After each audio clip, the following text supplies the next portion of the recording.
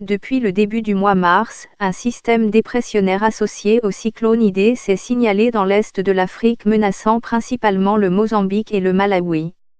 Le cyclone a finalement atteint les côtes jeudi soir, noyant les deux pays sous des pluies diluviennes. Le cyclone Idai, qui est porté par des vents violents qui atteignent 225 km/h, a touché terre près du port de Beira.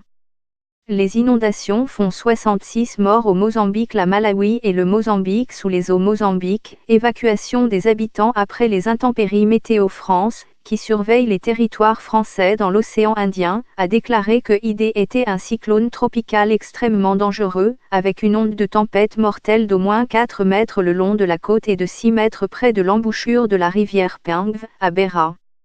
Le bilan encore provisoire du cyclone est lourd, les services d'urgence avancent le chiffre de plus de 120 morts et 100 000 déplacés. Ils estiment également que près de millions de sinistrés sont à enregistrer dans les deux pays, dont plus de 900 000 sur le territoire malawite. Au Mozambique et au Malawi, les nombreux camps qui ont été installés pour accueillir les déplacés ont très vite été débordés face à la montée des eaux. Le Mozambique et le Malawi sont sous les eaux après la tempête déclenchée par le cyclone Idai. Les images partagées sur les médias sociaux ont montré des dommages importants lors du passage de la tempête, avec de grands arbres déracinés et des habitations englouties. Le Mozambique a été frappé par de violents cyclones dans le passé, dont celui d'Helene en 2000, qui a fait 350 morts et déplacé 650 000 personnes dans toute la région. La ville portuaire de Beira, dans le sud du pays, a souvent été la plus touchée par les tempêtes et s'est efforcée de limiter les effets de la montée des eaux provoquée par le changement climatique grâce à une série de projets d'infrastructures.